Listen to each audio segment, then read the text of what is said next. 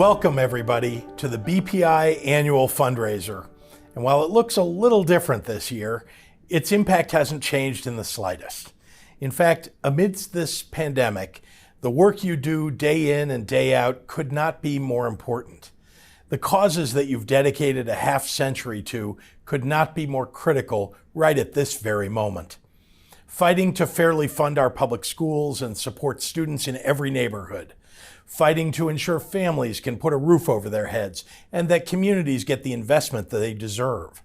Fighting to put justice back at the center of our justice system through police accountability, alternatives to incarceration, and resources for reentry. Fighting for common sense political reform to restore the public's trust in our government. This pandemic has highlighted the disparities that have existed in our communities for centuries. Its impact is twofold. The health crisis has taken a disproportionate number of Black and brown lives, and the economic crisis has put more people out of work than the Great Recession, again, disproportionately impacting communities of color.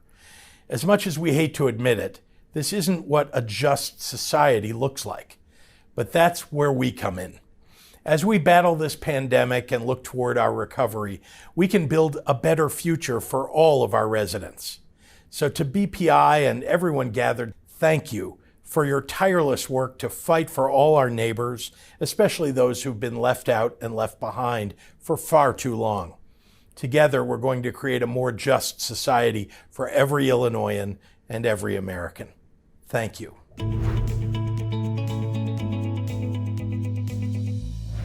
Thank you, Governor Pritzker. And yes, welcome to Change Is Now. I'm Kara Hendrickson, the new Executive Director of BPI. A little about me. I started this role in February, but it has been a homecoming for me. In my early days as a lawyer, I launched my career in social justice work at BPI as a Skadden Fellow and later board member. In addition to practicing civil rights and commercial law in private law firms, for 5 years I led the Public Interest Division in the Illinois Attorney General's office. I am humbled to be back here and energized by the potential of this moment. To everyone who is watching, thank you for being here too, ready to get to work. Now, let me introduce our host this afternoon, Lolly Bowen. Lolly is an award-winning journalist who has been published in the Washington Post, the Boston Globe, and the Wall Street Journal. She most recently worked at the Chicago Tribune, covering a wide range of issues, including race and poverty. Now, Lolly manages the media and storytelling portfolio at the Field Foundation, providing equitable coverage and lifting up disinvested communities. Lolly, welcome, and thank you for your dedication to change. We're excited to have you as our host for Change Is Now. Thank you so much for that lovely introduction, Kara. I'm honored to be a part of the show today, and what a show do we have prepared. I'm incredibly excited to hear stories of how people and organizations make change. Coming up, we have Jamal Cole, Valerie Jarrett. Well, I don't want to give too much away. Thanks, Lolly. Our show today will dive into how BPI works, our current projects, what we're learning about in today's environment, what we need your help on. Let's get started. All right, but one more thing. Although we are not physically in the same room with you all, we still have gathered a powerful community today, and everyone should chat with each other and connect with us. BPI staff and board members are in the chat, ready to hear your opinions and ideas. Here's a bonus. If you chat 3 times or more, you'll be entered to win a personal Zoom chat with BPI staff where you can talk even more about the work you'll hear about today. Yes, I'll be in the chat too. All right, I might be in the chat as well. I think we're ready to get started though. Kara, thank you so much for setting me up here. I look forward to seeing you later in the program.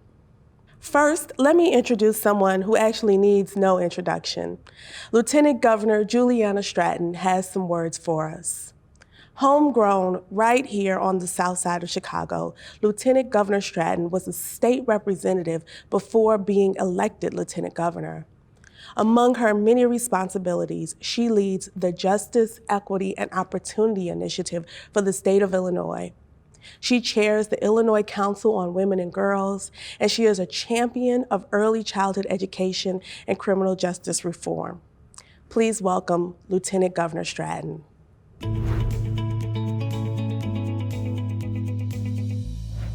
To the membership, I applaud your dedication to civic engagement and commitment to making a difference. To the board members, I thank you for being voices of leadership and for giving context and providing resources for the important work that you do. And I want to give a special thank you to board member Quinn Rollins, who leads the Justice, Equity, and Opportunity Initiative in my office. Quinn, I appreciate your brilliance, and I am grateful for all you do in leading the charge to bring equal justice under the law to all Illinoisans. I was humbled and honored when Governor Pritzker signed the executive order that established the Justice, Equity, and Opportunity Initiative in my office. I am the daughter of a man who took part in the March on Selma alongside Dr. King and John Lewis, and he instilled in me the value of education and the value of fighting for what's right. And my maternal grandmother wrote out our family's history about two brothers who were formerly enslaved and after emancipation used their grit and drive to obtain land, build schools, a church, and a store that gave hope to others and now stands as Stevensville, Mississippi today, bearing their name and uplifting a legacy. It is because of my father's and my great-great-grandfather's legacies, as well as the other shoulders upon which I stand, that I am now able to work with all of you to carry out the charge for justice and change. These unprecedented times of these two pandemics that we are now battling, COVID-19 and systemic racism, make it abundantly clear that we must ramp up efforts. As your theme so aptly proclaims, change is now. As many of you know, Governor Pritzker and I are keenly focused on changing the landscape of our justice system now. Justice has never solely been about policing, jails, and prisons. True justice is about access to affordable housing and healthcare. It's about education and economic opportunity. It's about equal access to nutritious food and mental health services and green spaces. Justice is the ability to breathe. And towards that end, I want to thank BPI for playing a central role in the conversations about police accountability and reform. And the work we must do to reform our justice system must be done through a lens of social equity and providing economic opportunities so that every person in every community in Illinois has a fighting chance to be free from the justice system. Because as I always say, you simply cannot have justice without access to equity and opportunity. And it is equity and access to opportunity that keeps people out of the justice system in the first place. Our Justice, Equity, and Opportunity Initiative, or JEO as we call it, is working hard across the spectrum, from early childhood to the Illinois Department of Corrections, to address the constructs of white privilege and racism that is embedded in institutions and systems, with a bold goal of making equitable decisions on policies, practices, programs, and resource allocations. And as BPI knows so well, all of this work must be done rooted in community and by lifting up the voices of those who have been most impacted by these systems. BPI understands that policy without community is inequitable. And through the lens of restorative justice, you understand that the wisdom is in the room. Solutions for all of the challenges facing our communities, especially our most marginalized communities, can be found through the people who know and love their communities the most. We don't have to go outside of those communities for all of the creativity and ideas and needed energy can be found by connecting with the people in those communities and understanding that policies don't need to be made for them, they need to be made with them. At the heart of change is economic development and being intentional about equity as we think about how we go about reinvesting in communities generally. Many of you, of course, are familiar with our Restore, Reinvest, and Renew program, or R3, which is a grant program that will help bridge ideas to action and make change in underserved communities that have been most harmed by the failed war on drugs.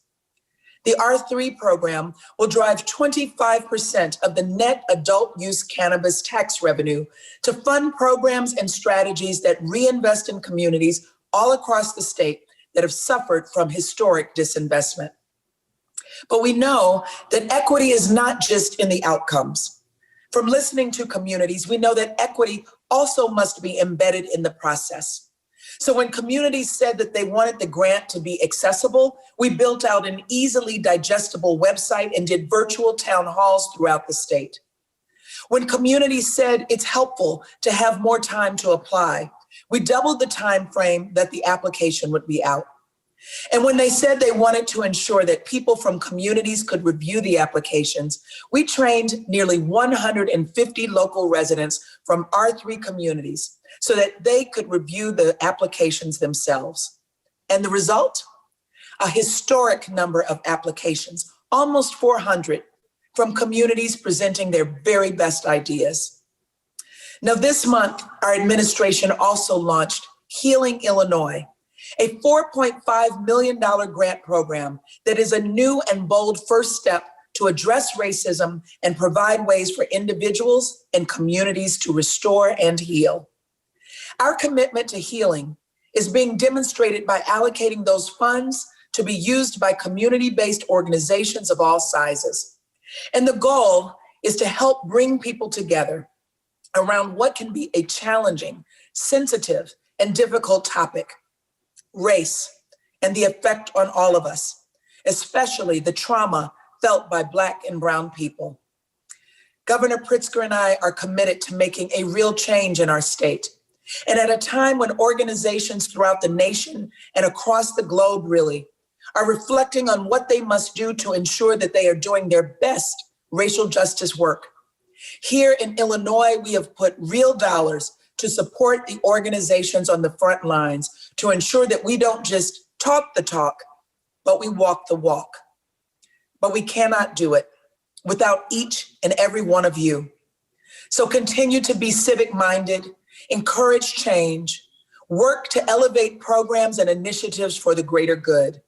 Continue to do your part, because change like this cannot be done without everyone at the table and without everyone at that table bringing their authentic selves and the voices to fight for justice.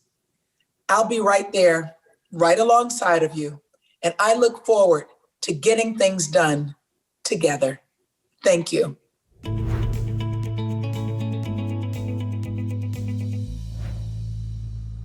Thank you so much, Lieutenant Governor Stratton. Please give a round of virtual applause in the chat. Next up, we have Vanita Gupta, formerly head of the Civil Rights Division at the U.S. Department of Justice and Chief Civil Rights Prosecutor for the United States under President Obama. Vanita currently heads the Leadership Conference on Civil and Human Rights, a coalition of organizations working across the country to protect civil rights and to build an America as good as its ideals. Vanita is well known for her groundbreaking advocacy for criminal justice reform. Vanita, what can we do in this moment we are in? What can we do to change now?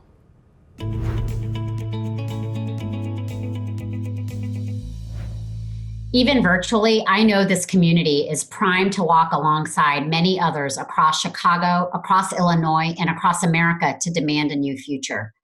This is a historic time to call for change. The nation is grappling with a confluence of crises, from state violence against Black people to a global pandemic to a looming presidential election. Taken together, these crises have exposed just how deeply systemic racism and inequality permeate the institutions that shape American life. We're seeing some of the greatest fissures in our history, but we're also seeing diverse communities insist on justice and equity and stronger futures for our communities. Across this country, there is broad acknowledgement of the need to end systemic racism and a deep commitment to doing so now. We're sending a message: enough is enough. We've been through this cycle too many times.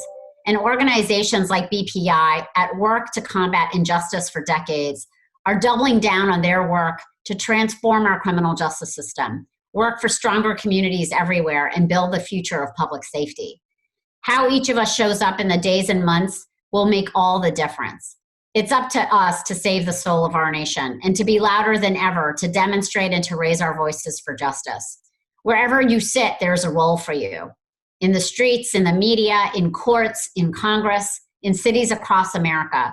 We need to use every tool available to us to win this fight. And it's critical that these tools include deep partnerships with organizations that support transformative change from the ground up, organizations like BPI. Like the foot soldiers of civil rights before us, we're going to continue to agitate for justice. And we'll remember that courage is not only contagious, but compulsory. The more that we speak out, the more we act, the more powerful this movement becomes. We're so proud to work with all of you to build a more just and fair society. Thank you.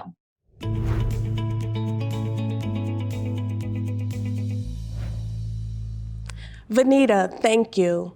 Your points definitely resonate. Now I'm speaking to you, our audience. What ideas do you have to make change in your community? Let me see you in the chat. As Vanita mentioned, our criminal justice system needs radical transformation. Next up, we'll hear from BPI community partners and staff working toward that end, as well as towards increasing police accountability, elevating early childhood education, and expanding housing opportunities. Please watch.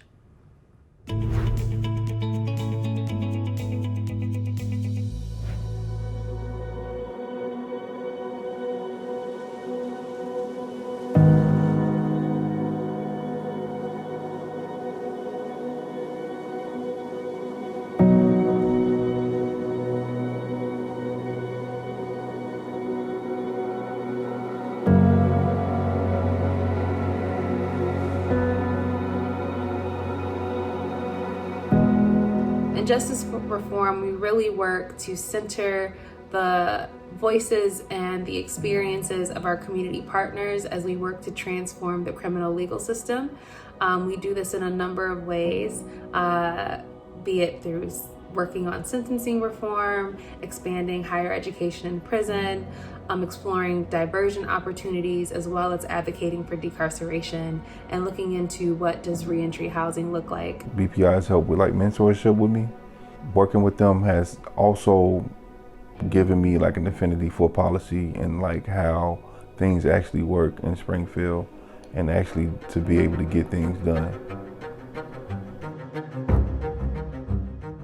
With support from BPI, they created this ordinance that establishes a citywide board that gives civilians a really powerful role in police reform. And in every police district, it sets up bodies that bring police officers together with residents to build trust and to make the neighborhood safer. Now, I've been organizing for a long time, and this has been some of the most difficult work I've seen. And it's because our work is about confronting and addressing decades of abuse and neglect. And it's about confronting and addressing the huge gap in trust that exists between people in Black and brown communities and the police who are supposed to serve and protect them. We here at GAPA are eternally grateful for BPI. We convene monthly, bringing together all the major stakeholders who touch the lives of young children. It continues to be a place for collaboration, community problem solving, and information sharing, all while continuing to provide a robust array of programs for children pre-birth to age 8. We have seen where many families did not have access to technology, and we gave them technology, but they still didn't have access to internet and things like that. So it's still a deficit where we had to make sure that we created paper packages where they can actually come to the school and pick those up. It's almost like we're behind in time because they don't have access to technology. Housing is so important because where you grow up and where you live can have a significant impact on the opportunities in your life. Here in the Chicago region, segregation is one of our most fundamental problems, and BPI's work goes right to the heart of this deeply rooted problem. We focus our work on expanding the opportunity for low-income families of color to choose where they want to live, and on increasing the availability of affordable housing throughout the metropolitan region. We were very successful in this venture, and you have but to visit the areas where the high-rises formerly stood, and you see now today beautiful housing that has been constructed on the site. I do truly feel that the reason we were so successful was the fact that we had the working group along with BPI. We all had the same common goal. We would be more or less creating new community, which is new opportunity.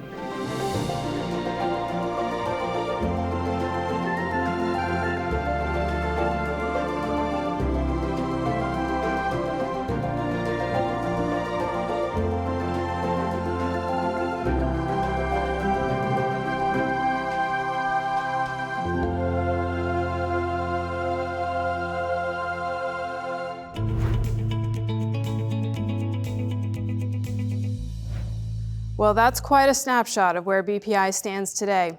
I'll add to that with a few thoughts, but first I want to personally thank each of you for taking the time to join us for BPI's first ever virtual event. Those of you who were with us last year know that BPI celebrated the 50th anniversary of its founding in 1969. 50 years of taking on some of the most challenging issues facing our communities. Together we fought and advocated and pushed in coalitions and convenings, in lawsuits and legislation, and in policy papers and advocacy campaigns for racial justice, economic opportunity, and a more just society. Those 50 years of tenacious work have been preparing us for this moment. This is a year like no other in our history. The ravages of a global pandemic and its economic devastation have magnified the deep structural inequalities disproportionately borne by Black and Brown communities. The live-streamed images of police brutality have laid bare what some have chosen to ignore, but what many Black and Brown communities have known and lived for far too long, that systemic racism pervades our criminal justice system. We have reached a breaking point, voiced in the calls of enough is enough and no more. This moment of struggle is also a moment of power, a moment for opportunity. It is also a moment for change. This is not a time for tinkering or tweaking. This is a call, a demand for systemic change. Change is now. BPI stands ready to meet this moment of change. What contributions is BPI making to the movement for systemic change? Here are a few. In BPI's Police Accountability Program, we are partnering with the Grassroots Alliance for Police Accountability, GAPA, a coalition of community-based organizations advocating for an ordinance that would give residents a powerful new role in police oversight, strengthen the police accountability system, and increase safety in our neighborhoods. It is far past time for the Chicago Police Department to be accountable to the residents it is meant to serve and protect. BPI is also working to reduce the size of the criminal legal system and eliminate the racial disparities that permeate it. Committed to the principle that those who are closest to the problem are the experts in the solution, we are working with a wide variety of stakeholders to reduce imprisonment rates through sentencing reform, decriminalization, and reintroduction of parole. BPI's advocacy on behalf of public housing residents in the seminal public housing desegregation lawsuit, Gautreaux, continues in full force. Now, by agreement with the Chicago Housing Authority, our lawyers ensure that commitments to develop public housing and manage the wait lists in ways that increase access to housing across the city are honored. And BPI's support for early childhood learning is more critical than ever. In this work, BPI convenes the Altgeld Riverdale Early Learning Coalition, a unique community-driven effort to build a comprehensive early childhood system in that community. This year, the efforts of this trusted partnership on behalf of that community's youngest residents have taken on even more import, as it has added the role of distributing emergency funds to address their most urgent needs during the pandemic. BPI works in each of these areas to make deep change, now, today. We do this work unflinchingly and in collaboration with and in support of the goals of our community partners. We're deeply grateful to all of you who work with us and stand with us through your support of BPI's work. It's imperative that we create the kind of just society that affirms the humanity and the value in each of us. This requires unity of purpose, fierce commitment, and a bold level of optimism. This is BPI's aspiration, intention, and promise. With your partnership, and with all of us working together in common cause, fueled by our shared commitment to racial justice and equity, yes, change is now. Thank you.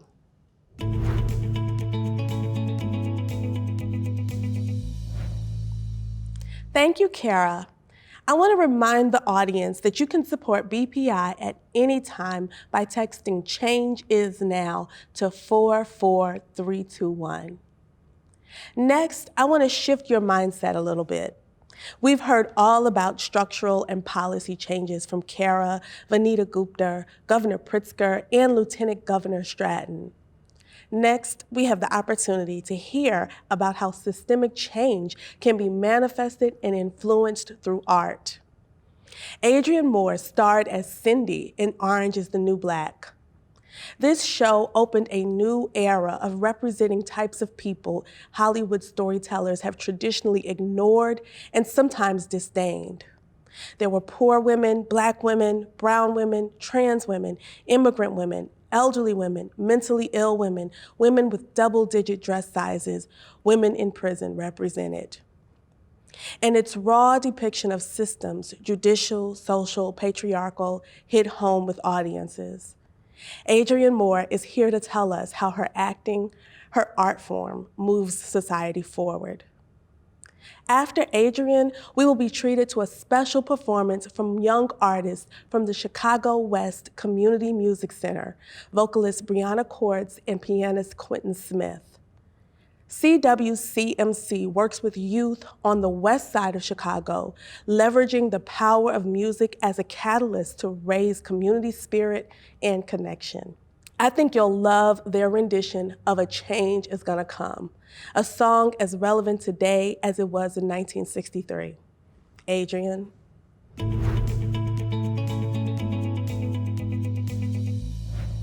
Thank you to Kara Hendrickson and her entire staff at BPI for allowing me to be a part of this virtual event, and more importantly, for continuing to find innovative ways to provide programming and fundraising opportunities to service your community.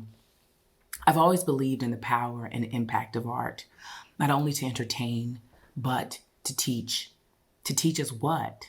About life, about the world around us, about what's going on, about our past, about who we are presently, and more importantly, what lies ahead in our future. Simply put, I think art is life, and life is art.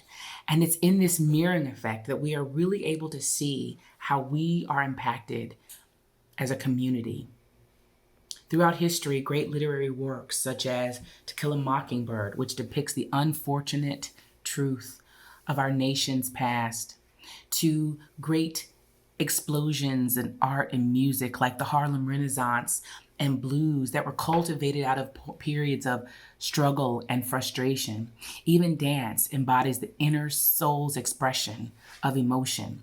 For centuries, art as literature, music, dance, theater, you name it, has been used to tell the story of our history and, more importantly, where our future lies. I believe art impacts social change because it tells us what's going on in the world around us. We've seen how art not only speaks to the times, but beckons us forward into action. It raises our social consciousness. It tells us the story of how our society is impacting us. The Black Lives Matter street art, for example, etched onto the very road leading to our White House and around the nation, not only reminds us of what's going on right now, but more importantly, how we move forward to shape our future. Art tells us the story of how we can become active participants in shaping this change. To me, it's the ultimate rallying cry. As an actress, vocal performer, and producer, I use my artistry as my voice to inspire social change. Working on Orange undoubtedly had a major impact not only in my life as an artist, but around this world.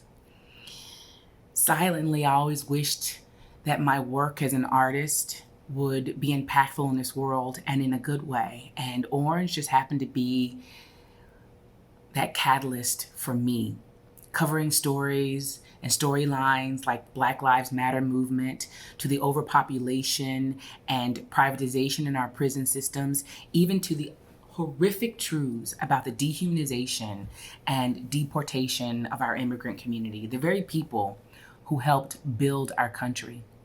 We even shed light on the struggles that individuals and their families in our incarcerated community face. Having this opportunity to show the systemic issues that still plague our society was a profound opportunity. And more importantly, what I took away from working on Orange was the opportunity that it provided to showcase hope. Through the Pusey Washington Fund, we turned a fictional character's unfortunate and tragic life into a fund that helps organizations and communities deal with the issues surrounding criminal justice and policy reform, immigrants' rights, and it helps individuals and their families affected by incarceration. So even there is a perfect example of not only how life and art come together, but more importantly, how it can inspire change. We can each make change in this moment by deciding right now how you want your voice to be heard and how you want to participate in it. Do you want your work and life to reflect the ideals and values that you aspire to? And if so, how? See, I believe personally that there's an artist inside of each of us because we come from creation. So therefore, we are creative beings. So if you want to use your creative talents to make social change, I encourage you to choose something that you're passionate about, that you love to do. I encourage you to do the things that scare you because after all, if it doesn't scare you just a little bit, what's the point in doing it at all? I encourage you to say the things you want to say and to not bite your tongue and to put your unique voice into existence, into this world. And because you are showing up to fulfill your purpose, someone watching you will be inspired to do the same and to step up and to fulfill theirs. So it's your job to create the things that have been placed in your heart because it's going to directly impact the next person coming along. The last thing I want to say is that we cannot build a movement without art. We cannot build a movement without each and every one of you. Art tells us where we've been. It shows us who we are, and more importantly, it gives us insight into what lies ahead. Thank you.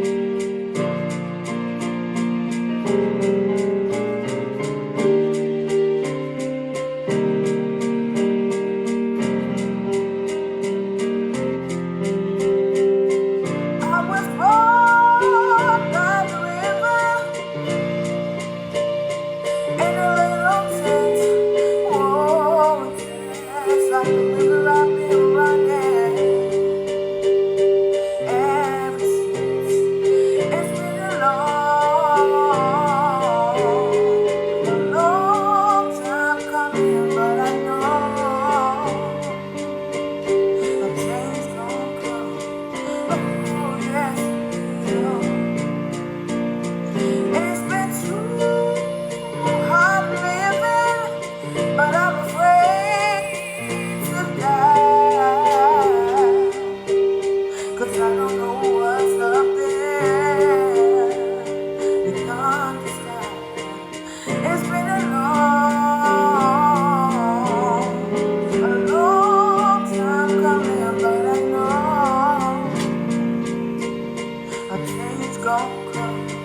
Oh, yes, it will. I go to the movie and I go downtown. Somebody keep telling me no, don't hang around. It's been a long time coming, but I know a change gon' come. Oh, yes, it will.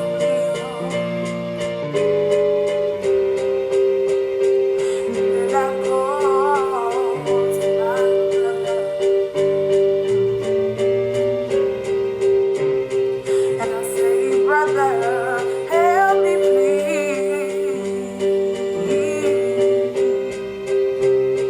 But you answer, not me. Back down on my knees.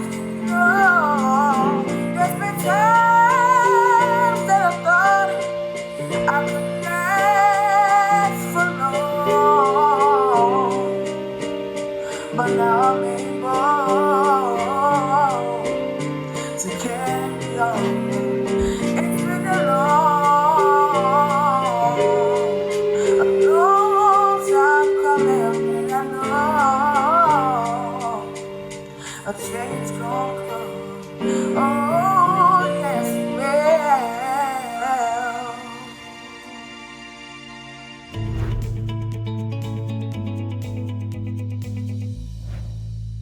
What an inspiring performance, and what a powerful anthem for change.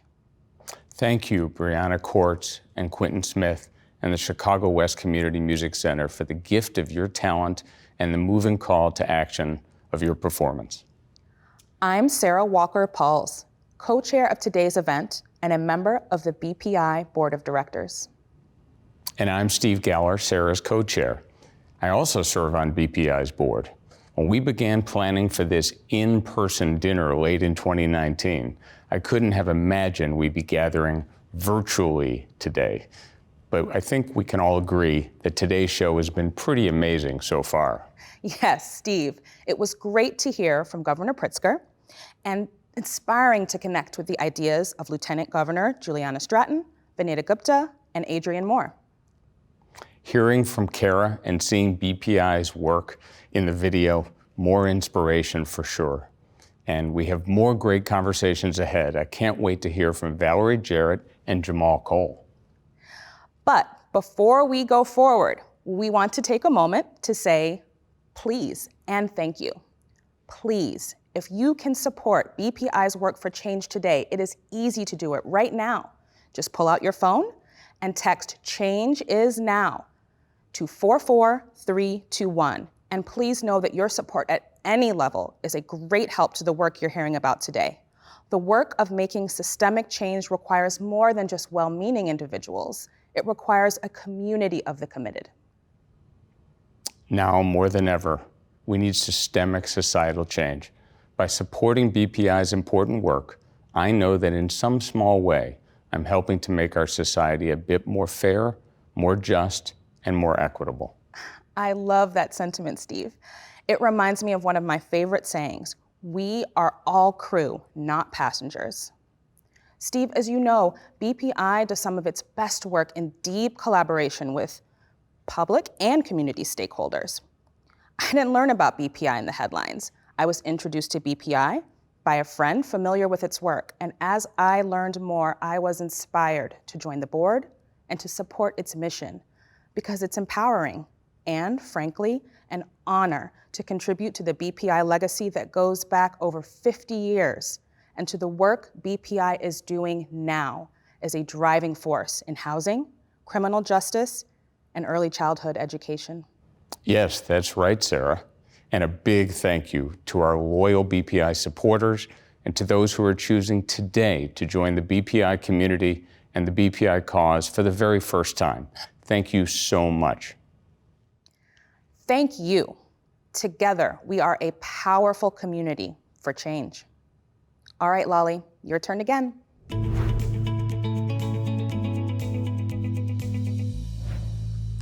Thank you, Sarah and Steve.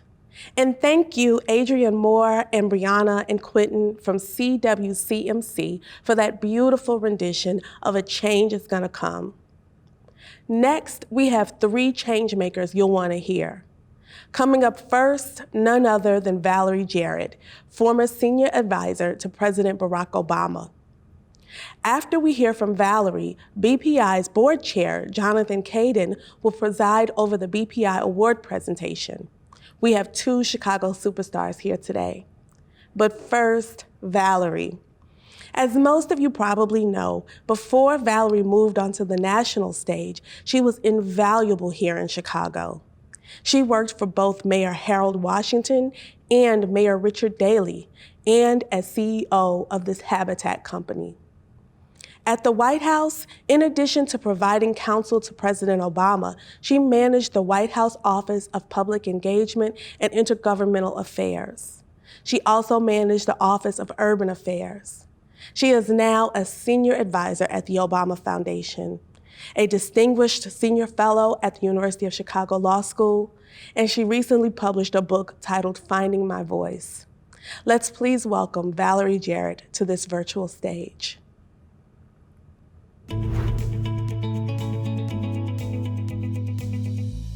I'm just delighted to have an opportunity to be a part of the BPI family celebration. Tonight, I want to talk to you about a phrase which will be familiar to you all. We the people, the beginning of our Constitution. And by design, those words are there. And I learned very early in my career in the public sector just how important we the people were as I worked together with Alex Polikoff and many of those of you on the team at BPI as we tried to improve the lives of the residents of public housing and the surrounding communities in which they lived. I learned in those early years working for the city of Chicago how to listen most closely, particularly to those whose voices had been ignored for too long. As a receiver for the Chicago Housing Authority at the Habitat Company, Daniel Levin and the many folks at Habitat worked together with Alex to transform many of Chicago's neighborhoods and improve the quality of life of all of their residents. We the people is a phrase that I took with me when I journeyed to the White House for 8 years under President Obama's watch. And I wanted to make sure that as we made policies that affected millions of lives, I remembered what it was like to attend those community meetings where people spoke up, oftentimes disagreeing with one another, frequently disagreeing with us. And out of that process came consensus. It wasn't easy. In fact, it was really hard and painful at times. But the end product was that we delivered a better neighborhood than we would have without the input from we the people. Now, we're living in a very tumultuous time right now, obviously, between the effects of the COVID-19 that has ravaged our country, the underlying racial tensions that have bubbled up, and realized that there needs to be a time of reckoning, a time of healing, a time of bringing us together. And what has given me hope during this time isn't the actions of those in government. It's actually the actions of we the people. In all 50 states, we've seen mostly peaceful demonstrations, people who put their life in harm's way to say we can do better than this in our country, that recognize that the long arc of the moral universe, to use Martin Luther King Jr.'s words, only bends towards justice when we the people help push it. The entrenchment of the status quo is mighty, and the only way to release it is when we the people get involved. And so we also have seen the challenges that have been made at the local level to existing laws, and laws are changing. We're seeing people who are registering to vote, maybe who haven't voted in decades, notwithstanding a pandemic. People who understand that the government will only be as good as we the people demand that it be. And that's what gives me hope. That's what makes me think that there are better days ahead. That's what makes me appreciate the roles of organizations such as BPI, whose mission is to improve the quality of life, to be an advocate, to push, to demand that the status quo must change. And so if we just keep to our heart that basic lesson that there is no greater office in the land than we the people, that the framers of our Constitution started that Constitution with that in mind, and that we should not disenfranchise ourselves. We should not think, oh my gosh, the challenges seem overwhelming, so therefore let's give up. It's always been hard. We're celebrating the 100th anniversary of the passage of the 19th Amendment. We know that the women who engaged in those hunger strikes early on, who went to prison, who were shunned by their husbands, many did not live to see the 19th Amendment passed, let alone live to see the Voting Rights Act in 1965 that gave Black women and Black men that right to vote. But the journey begins with we the people. And it is a long journey to perfect our union. It doesn't happen overnight. Change always takes longer than it should, but it will not happen without we the people. So thank you to BPI for being a part of that important mission to be a change agent for our future. Thank you to everyone who has supported BPI in its incredibly important mission. And let's not lose sight that change will occur because of us, we the people.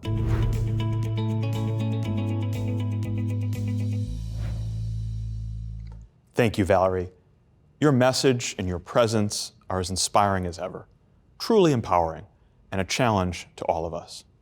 BPI is working hard to meet that challenge in this moment. Good afternoon, everyone. I'm Jonathan Caden, President of BPI's Board of Directors. I am delighted to be here with all of you this afternoon, virtually and in spirit, the spirit of our shared commitment to justice and equity and opportunity. On behalf of BPI's board, I extend my sincere gratitude for your commitment to helping BPI meet this moment when our legal and policy advocacy is so urgently needed. It's also my great pleasure to honor and introduce to you a Chicago leader who is the very definition of an award we are inaugurating today. BPI is privileged to honor Jamal Cole with our first ever Agent of Change Award.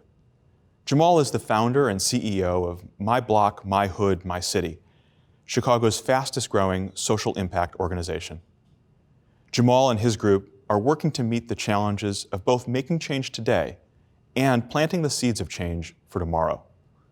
Jamal's mission is to build a more interconnected Chicago on the pillars of service and education through an exposure-based education program for teens and a network of volunteer opportunities that serve Chicago communities. Under Jamal's leadership, My Block, My Hood, My City is an extraordinarily nimble and effective organization. Here's a recent example. At the end of September, Jamal organized a citywide rally in memory of Breonna Taylor and a campaign to support Black women-led service organizations that raised meaningful funds immediately.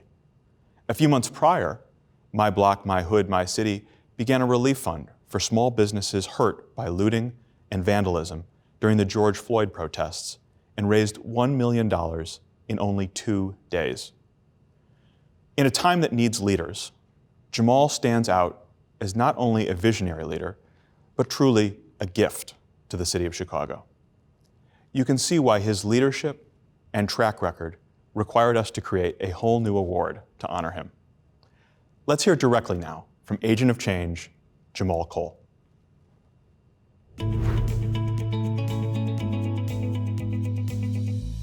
Hey y'all, my name is Jamal Cole. I'm the founder of My Block, My Hood, My City. We're a social impact organization. We don't really have a lot of programs. We have programs that adapt to whatever needs society has. So we're always pivoting like Michael Jordan in the finals. If there's a snowstorm, we shovel snow for seniors in the winter. If there's a heat wave, we deliver fans, deliver waters directly to seniors' door. During COVID-19, we hired youth to make wellness calls to seniors and do contact tracing, connect them to primary healthcare physicians, ship water, ship food, PPE, all that good stuff. That's our Youth Senior Connect. And we also, with the looting going on all around the world, we raised $1 million to raise money for small businesses that needed help with glass repair, graffiti removal, painting, construction. So we really, our philosophy is to take care of people no matter what. And we call it My Block, My Hood, My City because, we want to take direct action on the block level. I feel like that's where we all can make a difference. We know that, oppression is super real, right? It's a structural part of our country and its history. It was created intentionally, and nowadays it's cloaked up in so many trumped up laws and false media that we don't even know how injustice is being sustained. So I would just say, keep on using your platform as a way to to educate, to amplify, and arouse enthusiasm of people to continue to do the work. Something you probably don't know about me is my home got foreclosed trying to start a social impact organization. I had to sell self-published books in front of Foot Locker downtown just to have money for my family to get food. This journey is it's a journey, man. Starting a nonprofit is a journey in Chicago. So that's something I'll let you know. In my block, my hood, my city, we think that democracy starts on a block, and that starts with civic responsibility. The mayor doesn't demand that you get to know your neighbors, but if you want your block to be safer, you got to demand that of yourself. The aldermen don't demand that you pick up trash in your alley, but if you want there to be less rats born in your alley, you got to demand that of yourself. Senators don't demand that you go to Springfield to advocate for education reform, but if you want there to be equitable per pupil tuition funding in Chicago, you got to go demand that of yourself. So democracy starts right there for us, the block level. And what we found is that doing simple things is a really good way to get people involved. The biggest question is no one knows what to do and how they can get involved.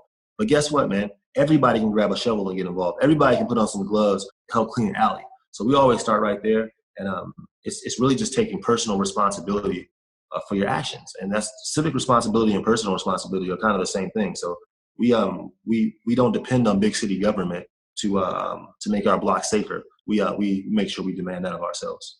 Thank you.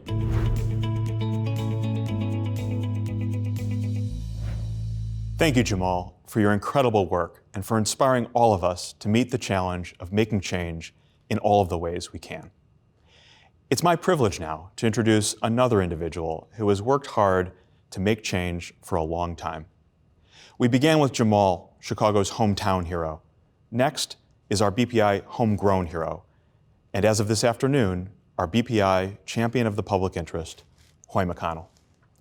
Hoy presented the Champion of the Public Interest Award to a few dozen people throughout his 20 years as BPI's executive director. Today, it is his turn to receive it. Hoy's passion for BPI's mission and work spans decades. He first signed on to the BPI cause as a board member in 1981. He has been a member of the board ever since and served as BPI's board president for 6 years in the 1990s. Hoy led a distinguished career in advertising for 30 years, something he referred to as a 30-year detour from his aspiration to be involved in public interest work. In 1999, Hoy initiated a change that made his aspiration achievable. He moved from business to law and policy as BPI's third executive director. At the time, Crain's reported that Hoy McConnell has made a 180-degree career change, from the glossy world of advertising to the gritty province of public interest advocacy. BPI flourished immensely during Hoy's 20 years at the helm, growing as an organization and as a partner in some of Chicago's most important social justice work of the last 20 years. Under Hoy's leadership, BPI launched compelling new initiatives in justice reform, police accountability, political reform, and early learning. And BPI expanded and advanced its long-time housing work, advocating tirelessly for expanded and improved housing opportunities in the city and the suburbs.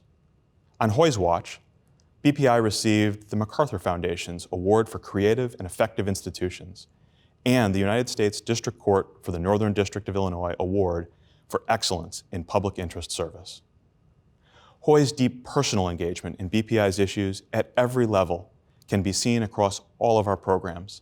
For example, in his nearly 9 years of personal, on-the-ground work with BPI's Altgeld Riverdale Early Learning Coalition, and in his expansive commitment to government integrity as a leader in the formation of Change Illinois. And there are many of us, myself included, who as BPI staffers, or board members, or both, benefited personally and professionally from Hoy's wisdom, support, and guidance. BPI owes a huge debt of gratitude to Hoy McConnell, which we'd like to acknowledge this afternoon with BPI's Champion of the Public Interest Award. The citation on Hoy's award reads, "In recognition of 20 years of extraordinary vision, exceptional leadership, and spirited dedication to social justice as Executive Director of BPI, with appreciation, respect, and gratitude. October 22nd, 2020. Congratulations, Hoy. Thank you, Jonathan. Thank you so much for this very special recognition and for your most generous words. As Jonathan noted, I've been on the awarding side of many BPI Champion of the Public Interest Awards, but until this day, never on the receiving side. And I have to say, it feels mighty good.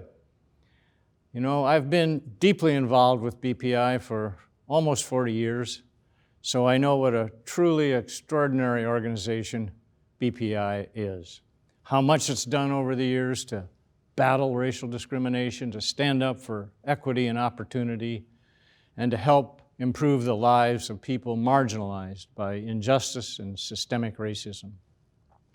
So how has such a small organization like BPI been able to do so much, so successfully, over 50 years now? Well, the secret is no secret at all. The answer is BPI's people, board members and staff members alike, amazingly talented, dedicated, principled. And it is they who are the real reason I'm standing here today. In the truest sense, they are the real BPI champions. You know, BPI founder Gordon Sherman once said that BPI is a little bit of redemption, a humanizing contribution in a world where horrors abound. And these words couldn't be any truer than they are today. And so I urge you all to join BPI in our quest for equity, opportunity, and justice. It's up to each of us to make the theme of today's gathering, change is now, a reality. And everyone here can play an important part in making real change happen. We have a singular opportunity to do so in the immediate days ahead. So on November 3rd, make your voice heard. Please be sure to vote. So with that, thank you once again for this wonderful award. I'm deeply honored and will treasure it always. Thank you, Hoy, and congratulations again. And I know those champions on the BPI staff would also like to share their thanks with all of you today. So here they are. Thank Thank you. you.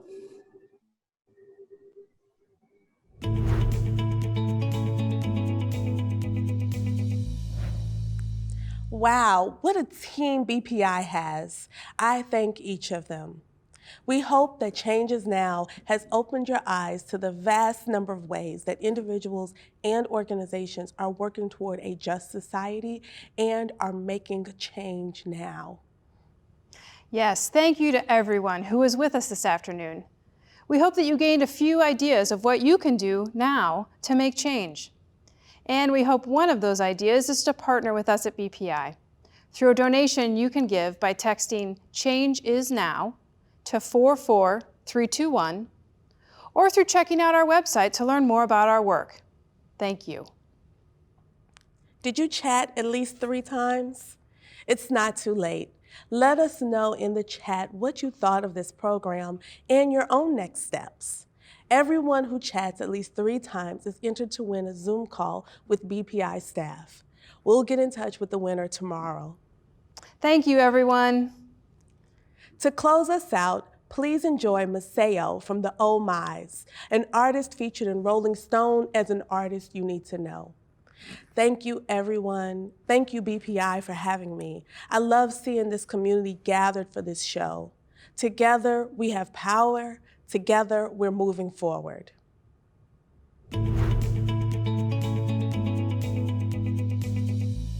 This first song I'm gonna play is called Pieces.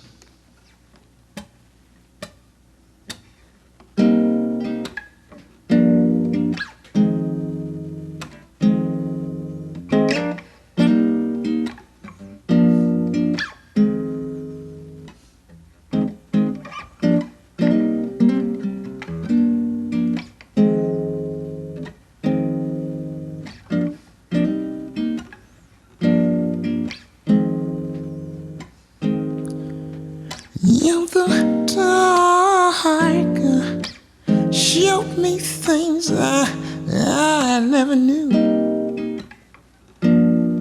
Laid my heart down and you picked it up. Laid down pieces of me.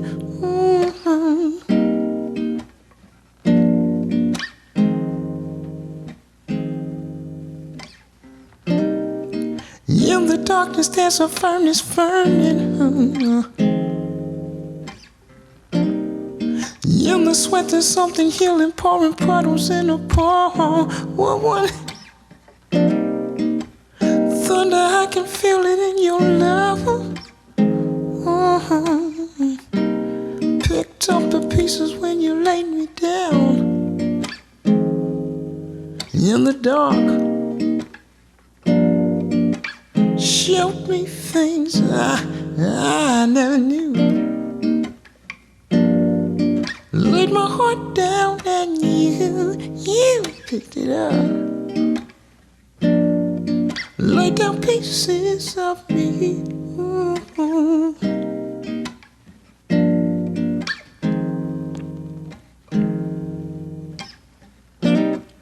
When I was drowning in this world, waiting water, trying to keep my head up. Let the world knock, I can't hear them. Can't stop this sacred rhythm. In the darkness I see freedom. Can you hear me, can you? In the dark, showed me things I never knew. Laid my heart down and you picked it up. Laid down pieces of me.